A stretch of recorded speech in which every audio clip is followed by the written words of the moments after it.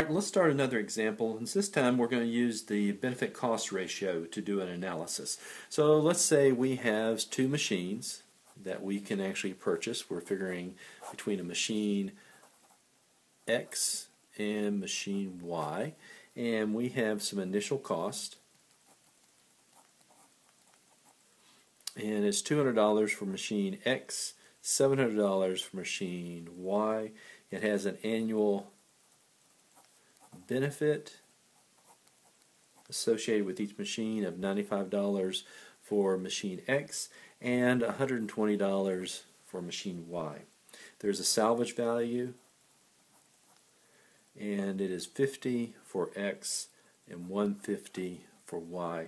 The life of machines is not all the same. One is 6 years and one is 12 years. And since we've learned that we have different year life expectancies, the easiest way to maybe do this is to do it with a uniform annual calculation. So let's do this. We have the two choices. We're going to do the BC. We're going to do the incremental benefit cost ratio, and we're going to do it for the X minus the do nothing that we actually had. So we assume that there's a do nothing in this one, and let's see if X is viable. And what we said we're going to do is that we're going to turn this into a equivalent uniform annual benefits for X over the equivalent uniform annual costs for X that we have. And notice that we only have to do one cycle, remember, in a series, annuals, so we only have to calculate it for 6 years here and compare it versus the 12 years, because the 6 years is going to repeat itself again in the next 6 years. Alright, so for the benefits we have the annual benefit, which is $95, and that's already in an annual, so we don't have to change it.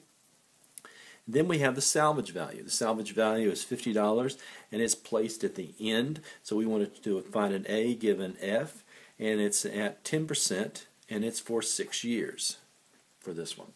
Then what we have is that we have only the cost associated. We only have one cost, and that's the initial cost that we have for the purchase. So it's $200. We want to move that into an annual.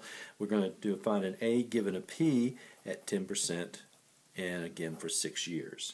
So when we actually calculate that up, we see our ratio comes out to be 101.48 divided by 4592, and that is equal to 2.21, which is greater than 1, which means that we actually have X is the winner in this comparison. So X is profitable. That means we have more benefits coming out of it versus the cost. So it is going to be greater than 1. You can see it's almost a 2 to 1, over 2 to 1 for it. So X wins. So now what we know is we know X is a viable solution. So we move to comparison between the benefit cost ratio between Y and X.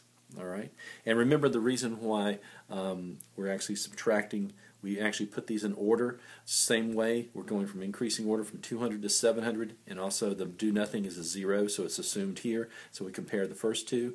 The X is the winner. We go to the next one at 700. So when we do 700 minus 200, because we're always doing the larger initial value minus the secondary one.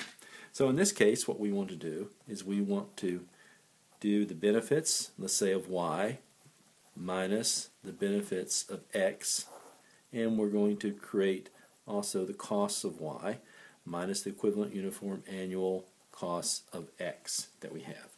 And so what we have is we have the 120 for the benefits that we have for the Y, and we're going to then add the salvage value, which is the 150, and again it is going to be in the future, so we're going to find an A given an F at 10%, and this time we put year 12 because this is a 12-year cycle, and we subtract off what we found before, the 101.48, or we could have just put this whole entire formula back down in parentheses and subtract this from it, which we've already done the calculation for.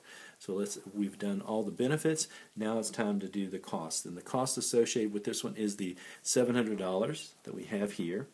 And we want to find an A given a P, and it is again 10% for 12 years, and we want to subtract off the cost from machine X, which is the $45.92. So when we actually come that calculation, we come up with a 2554 divided by 5684, which comes out to be 0.449, which is not greater than 1. So therefore, the champion that we're saying we're comparing it to, which is Y, is not worthy of the incremental cost, and so X wins again and is selected as the final. So this is one way we actually can do it with the BC calculations, and to do the comparison between the different machines. So.